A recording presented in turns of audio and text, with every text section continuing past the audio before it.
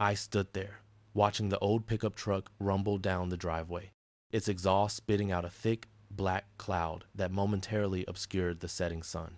My hands were balled into fists, trembling slightly, not from anger, but from a profound sense of finality. This was it, the last piece of his life sputtering away, unknowingly carrying the seeds of its own destruction. Was I wrong for what I did? For letting him drive off, confident in a vehicle I knew was destined to fail spectacularly, taking with it not just his pride, but potentially his entire livelihood? Tell me, honestly, if you would have done the same thing, if you had walked in my shoes for the last 2 decades. My story, if you can call it that, began not with a bang, but with a slow, agonizing grind. My name is Alex, and for 25 years, I poured my heart and soul into cars, not just fixing them, but understanding them, feeling their pulse, knowing their every groan and shudder. I started my own independent garage, Alex's Auto, right out of tech school. It was a small place, tucked away on a side street, but I prided myself on honesty, quality work, and a genuine connection with my customers. They weren't just clients. They were my neighbors, my friends, the fabric of my small community. Business was steady, good even, enough to support my family, enough to feel a sense of purpose. Then corporate arrived. Not a specific person, but a faceless entity, embodied by a national chain called Precision Auto, which swooped into town like a vulture, buying up the old, defunct hardware store lot and erecting a gleaming, soulless monument to efficiency and cheap labor. The manager they brought in, a man named Bartholomew Barty Thorne, was everything I wasn't. He was slick, with a meticulously coiffed toupee that seemed to defy gravity, a perpetually sneering smile, and an aura of self-importance that grated on everyone he met. Barty saw me not as a competitor to respect, but as an annoyance, a relic, an underestimated local who stood in the way of his corporate takeover. From day one, he waged a personal war against Alex's Auto. He started by undercutting my prices, offering diagnostics for free and oil changes for ridiculously low rates that no independent shop could ever match. I lost a few customers, naturally, drawn by the siren song of cheap service. But I held my ground, relying on the loyalty of my long-standing clientele who knew the difference between a quick fix and a lasting repair. Barty didn't stop there. He started spreading rumors. He'd send his greasy-palmed mechanics to my shop, pretending to be customers, then discover some fabricated flaw in a car I had just serviced, taking it back to Precision Auto for a free second opinion, where they'd confirm my shoddy work. These were baseless accusations, of course, but a whisper campaign, especially from a big-name corporation, can do serious damage in a small town. My reputation, built painstakingly over decades, began to fray at the edges. I started getting calls, then cancellations. People started looking at me differently, with a hint of suspicion in their eyes. My wife, bless her heart, tried to reassure me, but I could see the worry etched on her face too. Our savings started to dwindle. The mortgage payments became a source of constant anxiety. The worst part was Barty's arrogance. He'd drive by my shop in his flashy, company-leased sedan, honking his horn and flashing that insufferable smirk, as if to say, "You're next." He even had the audacity to come into my shop once under the guise of checking out the competition, but really, it was just to gloat. He looked around my cluttered, oil-stained garage, scoffed at my well-loved tools, and then, with a dismissive wave of his hand, told me, "Alex, old boy, you're a dinosaur. This is the new age. Either adapt or get out of the way." I wanted to punch him, but I bit my tongue. I was a professional, and I wouldn't sink to his level.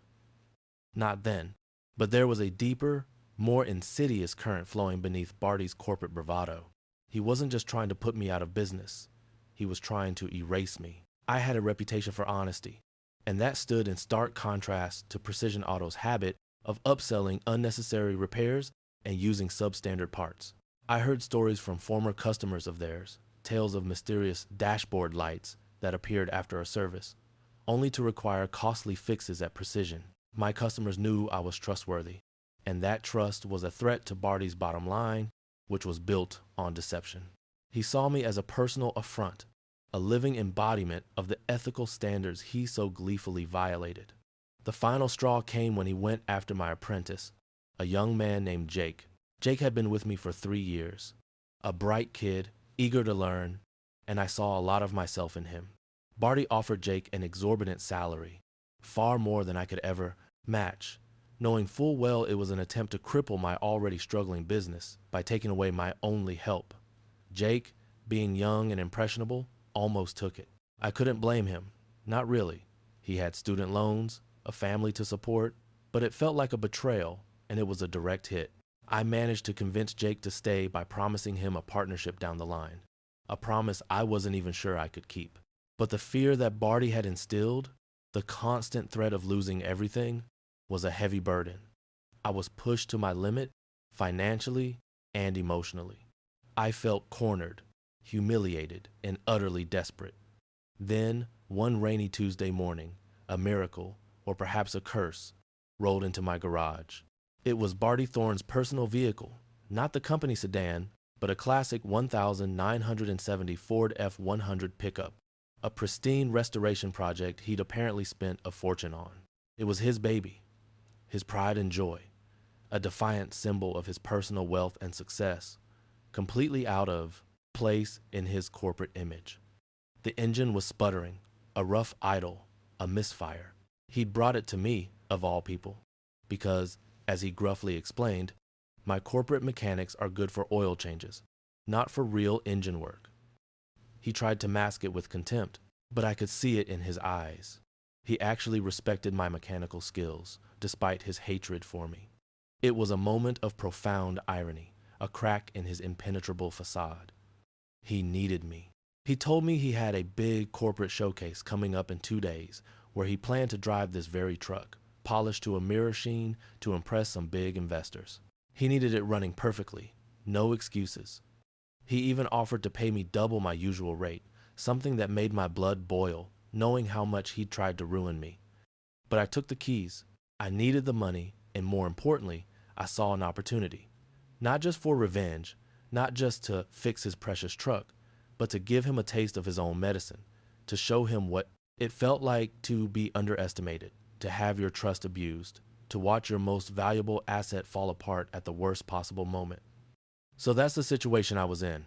I had his most prized possession in my garage, his reputation on the line, and years of bottled up resentment simmering inside me. I had to make a choice.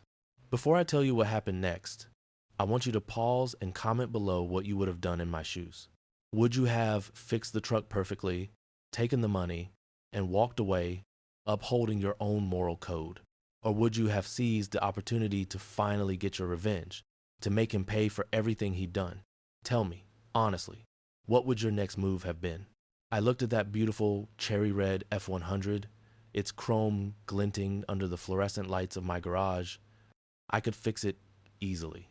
A quick tune-up, a new set of spark plugs, maybe clean out the carburetor.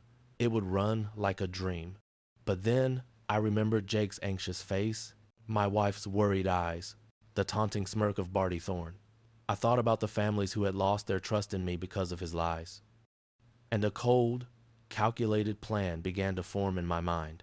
I wouldn't sabotage the truck in a way that would cause immediate danger. I wasn't a monster. But I could ensure it failed, spectacularly and undeniably, at the most inconvenient time for him. I decided on a subtle, insidious form of sabotage. I knew the weak points of those old engines, the little quirks that could be exploited. I wouldn't just mess with the carburetor, I'd create a cascading failure. I swapped out a perfectly good fuel filter for an older, nearly clogged one. I adjusted the timing ever so slightly, just enough to cause a gradual power loss and eventual stalling, but not an instant breakdown. I also found a tiny, almost imperceptible crack in a vacuum hose and exacerbated it, ensuring that with prolonged driving, it would completely fail, leading to rough idling and loss of brake assist. Nothing instantly catastrophic, but certainly enough to ruin a showcase drive. The masterpiece of my subtle destruction, however, was in the oil pan. I drained about half a quart of oil and replaced the drain plug ensuring no immediate leaks but a slowly decreasing oil level that would eventually lead to a dramatic knocking and smoking after about an hour of continuous driving. It would all build up, slowly, surely, towards a crescendo of mechanical failure. 2 days later, Barty arrived, his usual arrogant swagger slightly amplified by the anticipation of his showcase. He looked at the truck, then at me, a flicker of something unreadable in his eyes. "So, is it done, Alex? No funny business?" he asked, trying to sound dismissive, but I detected a hint of nervousness. I handed him the keys, my face a carefully blank mask. "Runs like a top, Barty. You won't have any problems." He grunted, tossed me a check for the double rate, a bitter pill for him, I knew, and climbed into the F-100. He started it up, and the engine purred, a perfect, deceiving sound. He nodded once, a curt, reluctant acknowledgement, and then peeled out of my driveway, leaving me with that cloud of black exhaust and a hollow feeling in my gut. The next few hours were agony. I kept picturing him, driving towards his big event, completely oblivious. I knew the showcase was about an hour and a half's drive away. My plan relied on that exact duration. I imagined the subtle shifts in performance, the gradual decline, the growing panic as his meticulously planned presentation started to unravel. I felt a surge of adrenaline, mixed with a chilling sense of vindication. He had underestimated me, dismissed me as a simple mechanic, unaware that my hands, which had built so many engines, could also, with surgical precision, dismantle them. Then, around 2 hours later, my phone rang. It was Jake, his voice crackling with suppressed laughter and awe. "Alex, you won't believe it. I just saw it on the local news feed. Barty Thorne, stranded on the highway, his F-100 smoking like a chimney, right on the exit ramp for the corporate showcase. They had to tow it." My stomach dropped, but not from guilt. It was a wave of pure, unadulterated relief. The plan had worked perfectly. Jake then lowered his voice, and get this, they interviewed him. He was absolutely furious, blaming it on unforeseen mechanical failure and poor quality parts from a previous service. The irony, Alex, the absolute irony. The news article showed a picture of Barty standing beside his magnificent, now crippled F-100, smoke still billowing from under the hood, his face a mask of impotent rage and public humiliation. The investors, according to later reports, had been less than impressed by his dramatic entrance. The corporate showcase was a disaster, and Barty Thorne's carefully constructed image of success and reliability had shattered into a million pieces. The unforeseen mechanical failure was, of course, a direct result of my very foreseen intervention. He couldn't blame me directly, because the truck had left my shop running perfectly, and the failures were designed to be gradual and appear as natural wear and tear. He was trapped in his own web of lies, forced to endure the consequences of his arrogance. In the aftermath, Precision Auto's reputation in town took a significant hit. The incident with Barty's truck, coupled with the ongoing rumors of their shoddy work, started to turn the tide. Customers who had left me began to drift back, sheepishly explaining their reasons, and I welcomed them without judgment. Jake, my loyal apprentice, finally became my partner, and Alex's auto began to thrive again, stronger and more resilient than ever. Barty Thorne, after the corporate showcase debacle and a subsequent internal investigation into his management practices, was quietly reassigned to a district office in a different state, far from our little town. He disappeared as quickly and suddenly as he had arrived, leaving behind only the lingering scent of burnt oil and frustrated ambition. I still think about that day, about the choice I made. Was it right? Was it ethical? I don't know if there's a clear answer. All I know is that sometimes, when you're underestimated, when you're pushed to the brink by someone who believes they are above consequences, you have to fight back with the only weapons you have. In my case, it was a wrench, a lifetime of mechanical knowledge, and a quiet, simmering rage. Barty Thorne saw me as a relic, a dinosaur. But dinosaurs, as it turns out, can still bite. And sometimes that bite is all it takes to bring down the corporate Goliath. So, that's my story. A mechanic, a corporate bully, and a very deliberate final warning drive. If you are on my side, if you understand why I did what I did, please like this video, Subscribe for more stories like this, where the little guy gets his moment of triumph. And most importantly, share your final thoughts on this whole mess in the comment section below. Do you think I went too far? Or did Barty Thorn get exactly what he deserved? I'll see you all in the next story.